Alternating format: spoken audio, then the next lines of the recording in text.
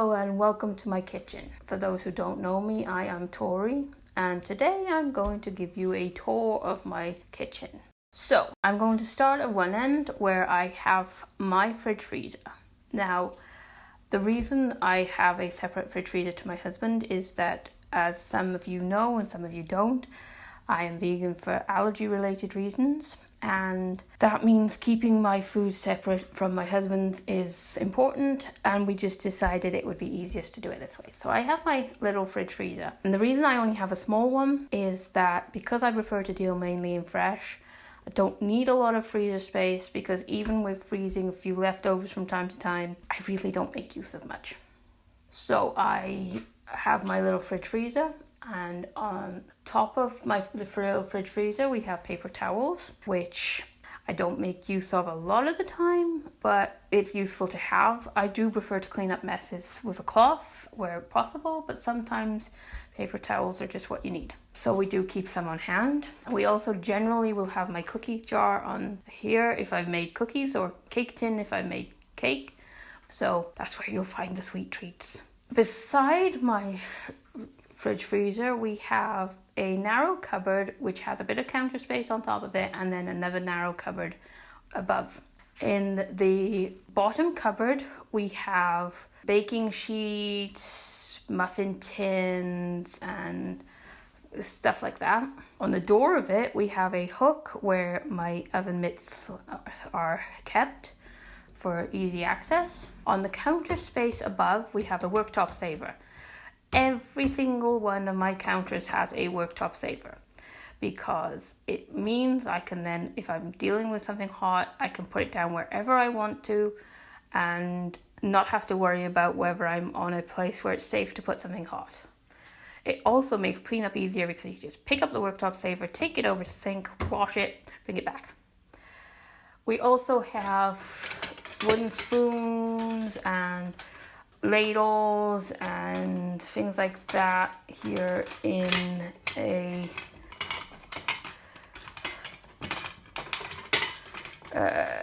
some utensil caddies. So there are those as well. Pizza cutters, all those good things.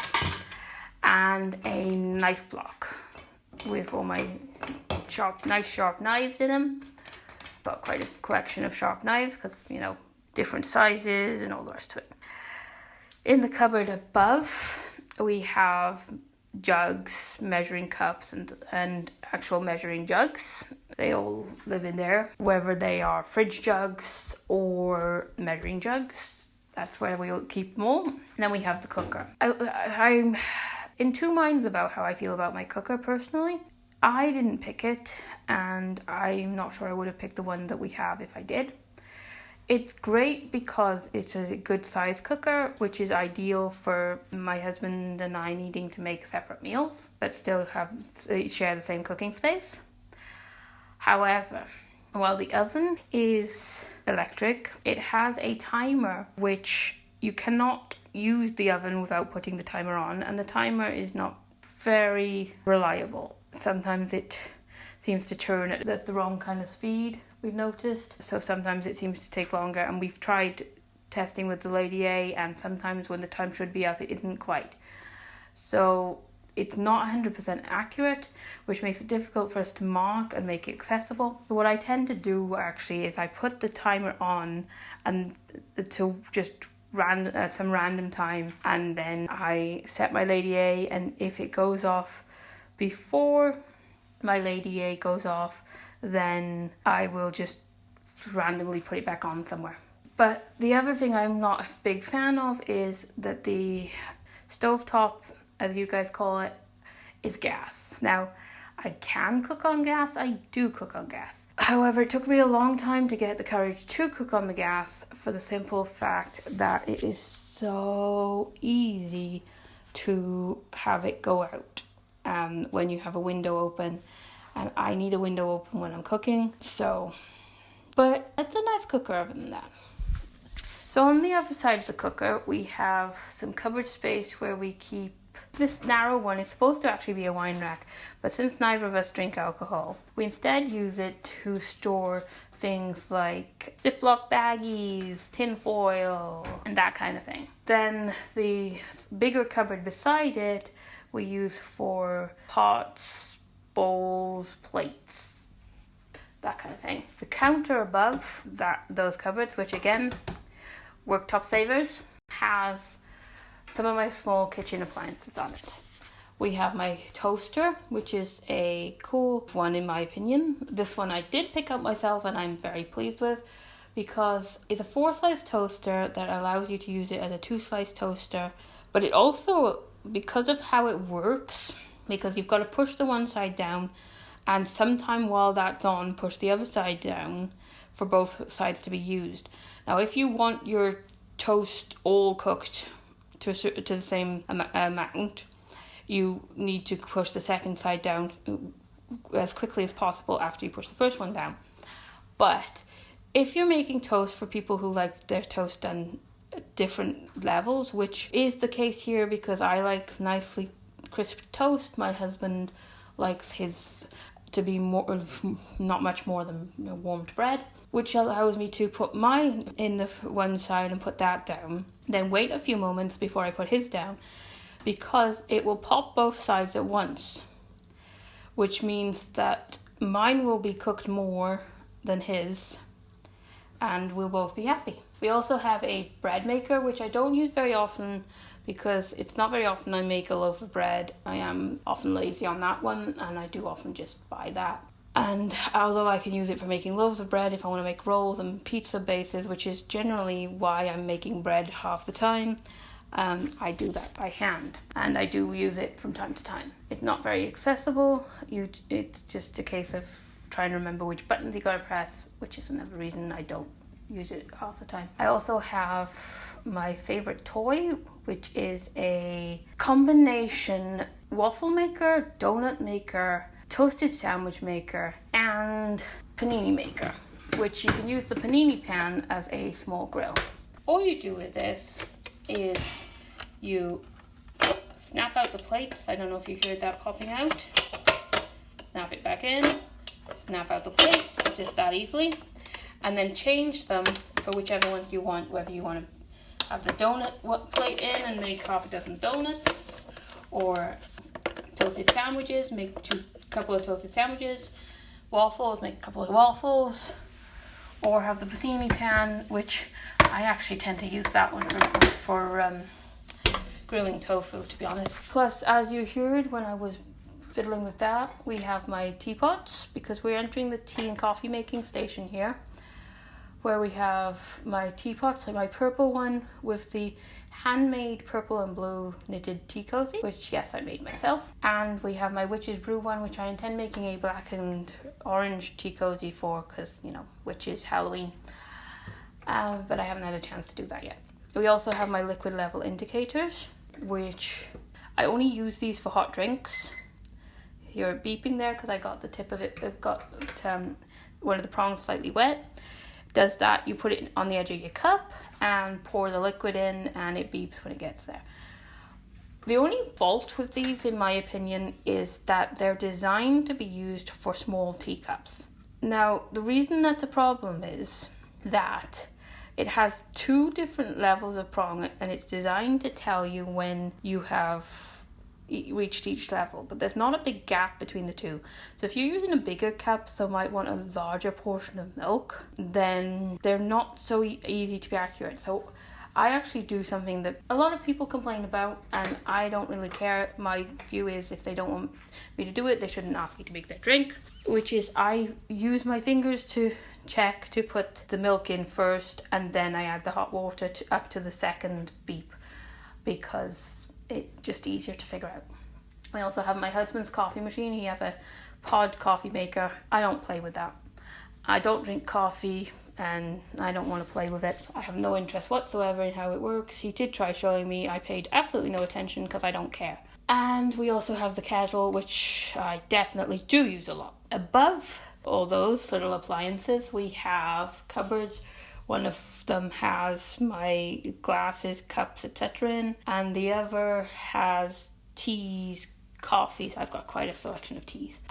Sugar and storage containers for leftovers, for freezing stuff, jars for if I make jam, and bottles and lunch boxes for if we're taking food on the go, that kind of thing. Then we have the sink. Not really much to say about the sink. It's a sink. It has a tap, it has a plug, like every other sink in the world. At least every other standard kitchen sink in the UK anyway. Below the sink there is a cupboard where we have tools, as in actual tools, saws, drill, the lot, and some cleaning supplies. And above the sink there is no cupboard or anything because there's a window right here, which is the window I tend to have open when I'm cooking. And on the windowsill is where we keep our indoor food waste tub. That little tub is full, we take it out to the big one outside. We also here, underneath the draining board, because the sink's obviously got a draining board, and on the draining board there's a draining rack and also a tub with various cleaning brushes and sponges in, and also hand soap because there's always hand soap by my sinks. Anyway, we have my washing machine here underneath the draining board. In the UK, most kitchens come with laundry facilities in the kitchen. There are exceptions, but as a general rule, you will look in the kitchen for your washing machine or for where to plumb in your washing machine if you're moving into a new place. The dryer is also in this room. It is across the kitchen, almost kind of slightly diagonally from the washing machine, because to go straight is right where we have the table, and the table was placed in a spot that's ideal for me for carrying stuff from the counters to the table. So the dryer, which is a condenser dryer, is a slight diagonal to the washing machine, but it's still not far to go with the laundry. The tiring bit with the laundry is getting it upstairs later. So the other side of the washing machine, we have some more cupboard space. In the bottom cupboard, we have my tins and packets and dried food stuff, because again, my husband and I have our stuff separate. So his stuff is in the top cupboard because he's taller and can reach up better, and mine is in the bottom because I'm shorter and I'm quite happy to sit on the floor to get access stuff if I need to. That way works best for us. Also in this area, which again, worktop, we have all my herbs and spices. I have quite a selection because I try to have one of everything, at least one of each of the individual things. I do not, as a general rule, get the spice blends, because my view is that it's just extra jars I gotta find space for when I already have the individual herbs anyway, so what's the point? We also have the microwave, which it's not a talking microwave. I would love a talking microwave, but I do not have one. But I only really use it to heat up food, heat up leftovers really anyway. So I'm perfectly happy with using the option of pressing the start button however many times I want 30 seconds for, because it adds 30 seconds each time you press it, and I know how to press that button, I know how to press stop, that's good enough. My husband knows how to turn the dial thing and make it say the time that it wants, but that's visual, so I don't. It's too difficult to get it wrong if you can't see.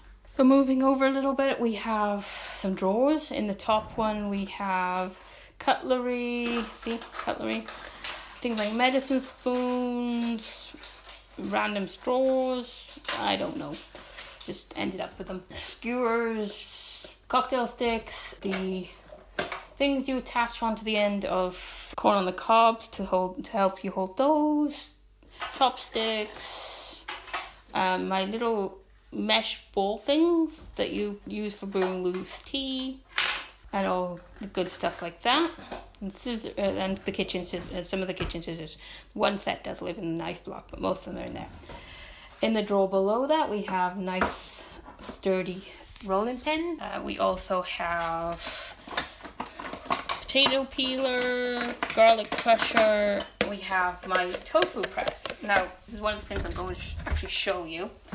Tofu press is not absolutely required if you use tofu, but it does make things easier because you can just put it in this and then leave it and come back later. So it has 3 sections, each smaller than the last.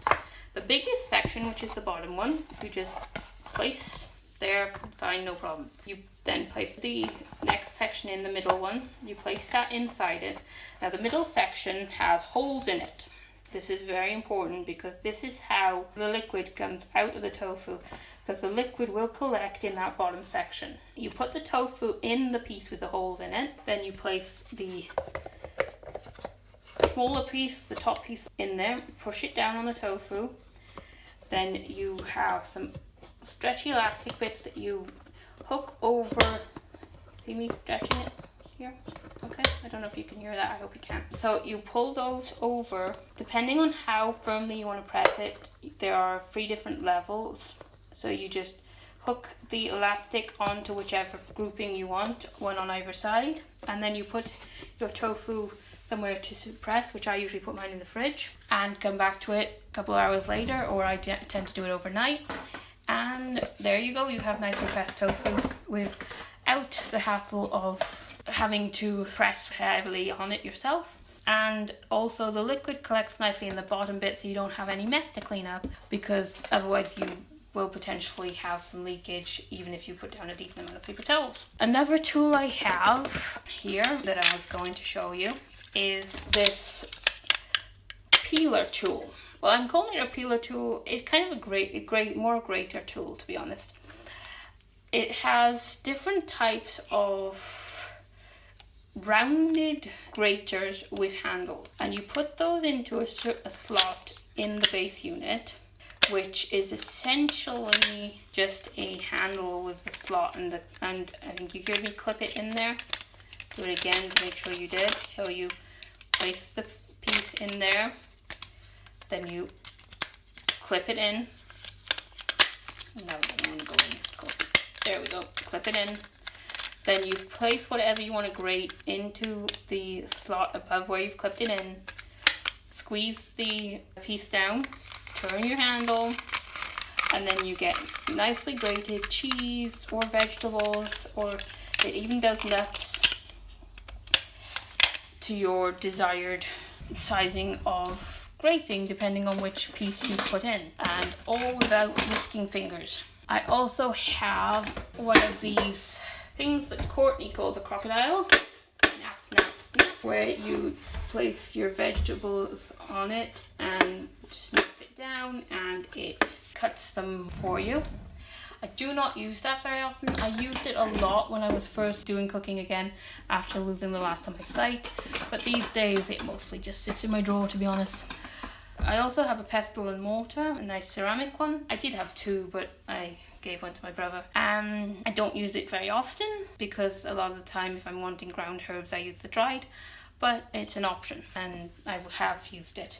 And in the drawer below we have tea towels, dishcloths, cleaning sponges, that kind of stuff. And in the cupboard beside us here we have lap trays, cookie cutters in tins, because I've got quite a few cookie cutters. Can't you tell I do a lot of baking?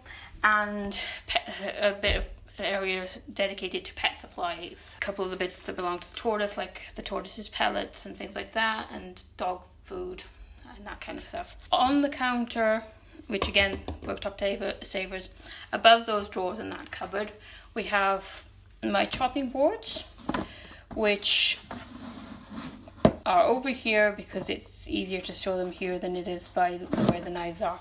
Because when I was storing them there, I had to keep rescuing them from down the side of the fridge. Which most of them are just your standard wooden chopping boards, but I've got one which is a plasticky one, which has got some grooves in it. And the purpose of the grooves is when you lay it flat, you can chop all your stuff up, then you pick it up, and as you do, you squeeze the handle and the sides will tilt in, which means that there's only one direction your stuff can come off of your chopping board. It's ideal for tipping stuff off of your chopping board and into whatever you want to put it into. It's my favorite chopping board, to be honest,